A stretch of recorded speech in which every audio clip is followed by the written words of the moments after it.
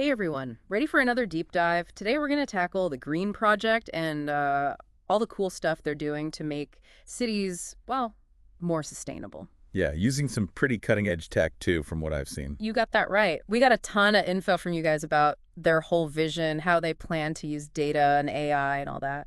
Lots to unpack there, for sure. Definitely. So, first things first, what's the big problem they're trying to solve? What's green all about? It's all about the future of cities, right? Like, by 2050, we're going to have, 68% of the world's population crammed into these urban spaces. Whoa, that's a lot of people. It is, and all those people need resources, transportation, energy, everything. Plus, all those people produce a ton of data too, right? Especially with all the Internet of Things, devices, and sensors everywhere. Yeah, exactly. Think about all those smart traffic lights, energy grids, even our phones and watches constantly spitting out data. So Green wants to use that data to make cities run more smoothly. That's part of it, but there's a catch. All that data, it raises some big privacy concerns. Right. People are understandably kind of freaked out about companies having all their personal info. Totally. So Green is trying to address that head on with their tech stack. It's actually pretty clever. Yeah, I was reading about that. They're using some buzzwords like federated learning and blockchain. What's the deal with all that? Well, federated learning, imagine this. You've got all these devices, right? Your phone, your smart thermostat, all learning and improving AI models, but they do it without actually sending your raw data anywhere. So no one's actually snooping on my personal habits, but the AI still gets smarter. Exactly. It's like distributed learning keeps everything super private. That's pretty neat. Okay, but what about blockchain? Isn't that like Bitcoin stuff? Well, it started there, but blockchain is way more versatile. Yeah. Think of it as a super secure digital ledger, tracking every single transaction and piece of data. So everything's out in the open, totally transparent. Yeah, and because it's all decentralized, no single entity can tamper with it. Super secure, And they're using this for like everything. pretty much. And then to top it all off, they've got smart contracts. It's like automated agreements, no middleman needed. So it's like if this happens, then that happens, all coded in. Exactly.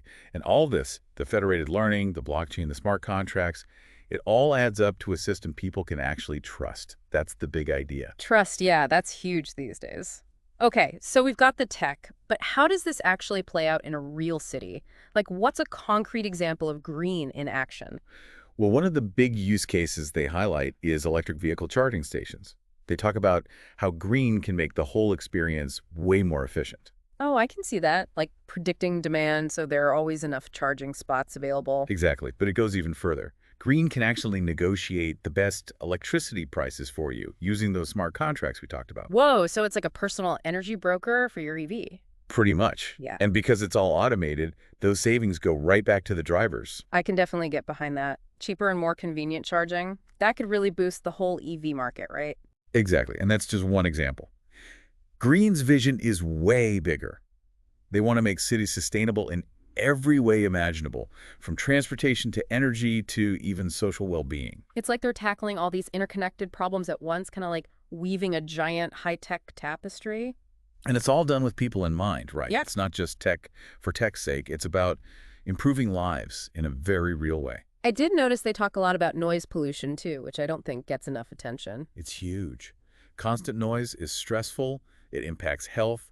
It makes cities less livable. Yeah, and if we have more electric cars on the road, which are practically silent. Exactly. Quieter cities, cleaner air, it's all connected. Okay, so all this sounds great for the environment, but what about the economy?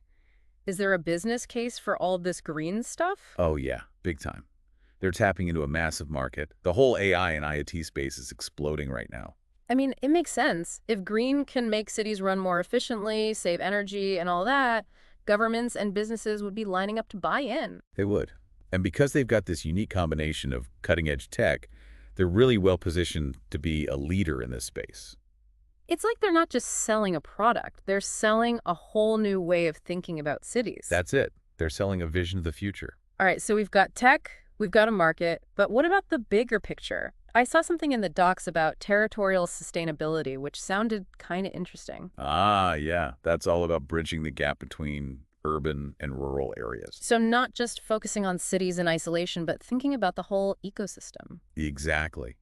Imagine a world where rural communities are powered by renewable energy, seamlessly connected to cities through electric transportation, all supported by Green's tech. It's like they're creating this interconnected web of sustainability, spreading the benefits everywhere. And it's all underpinned by that core value of transparency and responsible data use. Green is trying to show that we can have progress without compromising our privacy or our values. That's really compelling. So they're not just building a better city, they're building a better future, period. That's the idea. And Yeah, it's something I think we can all get behind. absolutely. Well, we've covered a lot of ground already, but we're just getting started. There's still so much to unpack when it comes to green and their plans for the future. Definitely. I'm excited to dive deeper into the specifics and really get a feel for how this could all play out in the years to come. Me too. So for everyone listening, stick around because we're just getting warmed up on this deep dive into the world of green and sustainable cities. We'll be right back after a quick break. Can't wait. One thing that really struck me about green is how much they emphasize the human side of things. Yeah, it's not just about algorithms and sensors. It's about how people actually experience these smart cities. Exactly. They talk a lot about user experience, making sure the tech is easy to use and accessible to everyone. Which makes sense, right? If you've got this amazing smart city, but nobody knows how to use it, what's the point? Totally. They're all about intuitive interfaces, personalized features, making the tech adapt to people, not the other way around. I'm curious, though, how do they actually pull that off? I mean, we're talking about a pretty complex system here. Well, think about it like this. They're building apps, right? Apps that let you control your smart home, track your energy usage, even pay for public transportation, all in one place. So it's like a one-stop shop for all your city living needs. Pretty much. And they're using all the latest tricks, voice control, real-time feedback, things that make the tech feel almost invisible. It's like they're designing for humans, not just for engineers. Exactly. And that's so important because so often you get these brilliant tech solutions that are just a nightmare to actually use. It's like, why make a smart city if it's going to make everyone dumber trying to figure it out? Right. Green gets that. They want to make technology work for people, not the other way around. Now, earlier we were talking about the economic side of green, how they could be a real game changer in the market. Oh yeah, huge potential there. But I'm wondering, how do they actually make money? What's their business model? It's multifaceted, really. They've got a few angles.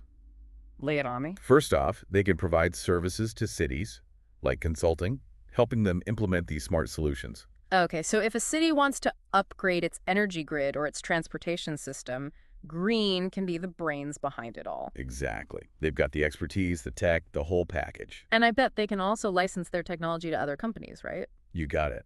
Like, imagine a ride-sharing company integrating Green's AI to optimize routes and make everything run smoother. That makes a lot of sense. And then there's the data, right? All that data they're collecting, surely they can do something with that. Oh yeah, that's a gold mine. They can anonymize it and sell insights to businesses, researchers, whoever needs it. Like, urban planners could use that data to make better decisions about infrastructure and development. Exactly. It's a whole new world of possibilities. Okay, so they've got a solid plan, but let's be real, no project is without its challenges. What are some of the hurdles green might face? Well, one of the big ones is regulation. Privacy is a huge concern with all this data collection, People are rightfully worried about Big Brother watching their every move. and that's why Green's focus on transparency and ethical data use is so crucial. They have to build trust. Absolutely. And then there's cybersecurity, right? With so much data flowing through their systems, they're going to be a target for hackers. Oh yeah, security is paramount.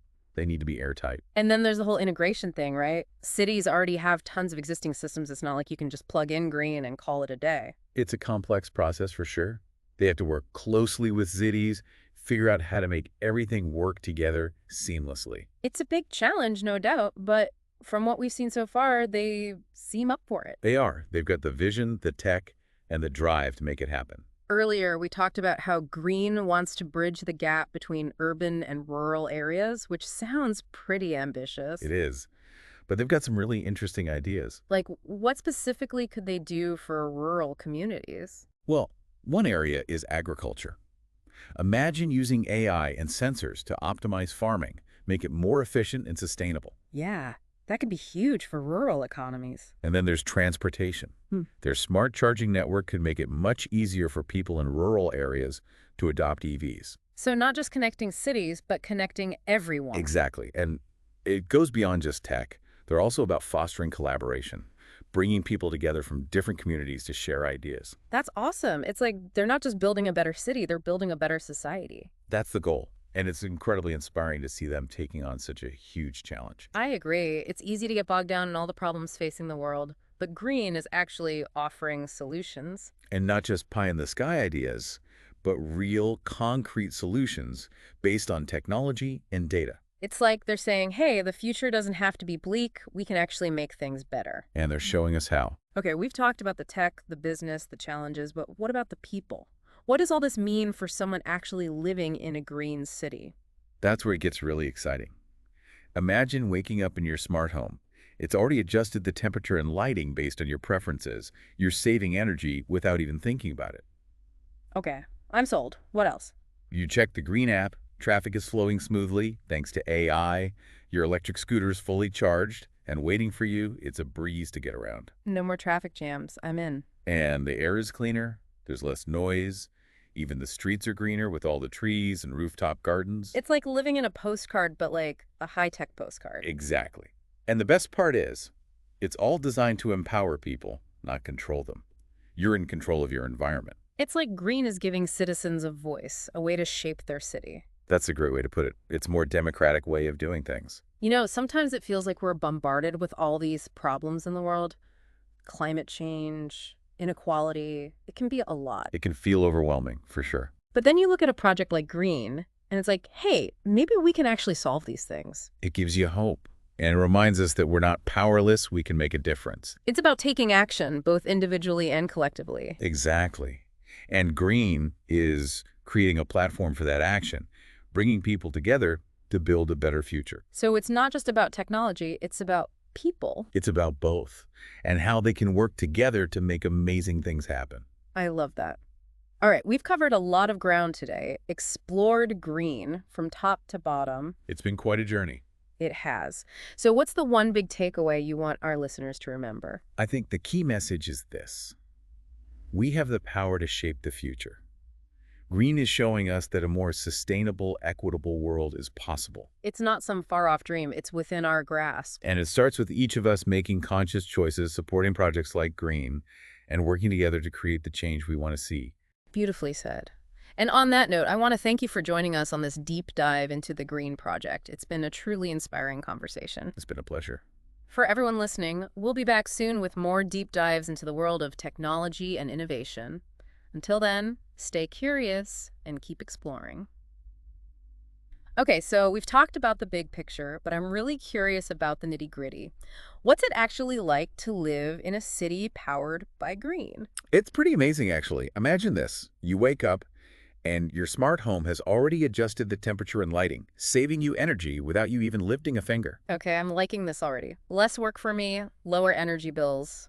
What else? Well, you head out for the day and check the green app. Traffic's flowing smoothly thanks to AI-powered traffic signals. No more gridlock. That's a dream come true. And your electric scooter is fully charged and ready to go, zipping you across town with no hassle.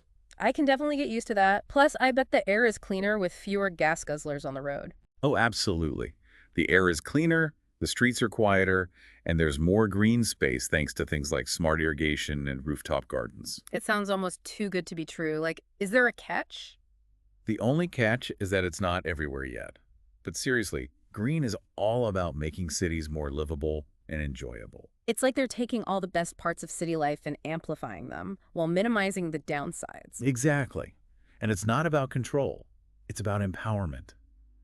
Green gives people the tools to make informed choices about their environment. So it's not just about technology, it's about people taking ownership of their city. That's the key. It's a more democratic, participatory approach to urban design. You know, we've been talking about green as the solution to all these big problems, but it's easy to feel powerless sometimes when you think about the state of the world. Well, I know what you mean. Climate change, inequality, it's a lot to take in. But green seems to be saying, hey, we don't have to just accept these things, we can actually change them. Exactly. They're showing us a path forward, a way to create a better future. It's inspiring. It's like they're giving us permission to be optimistic again. That's a great way to put it. And it's not just about big, sweeping changes. It's about the small things we do every day. Like choosing to walk or bike instead of driving, or supporting businesses that are committed to sustainability. Exactly. Every little bit counts. Well, we've covered a lot of ground today, from the technology to the impact on people's lives. It's been quite the deep dive. It really has. So, As we wrap up, what's the one big takeaway you want our listeners to walk away with? I want them to remember that we have the power to shape the future.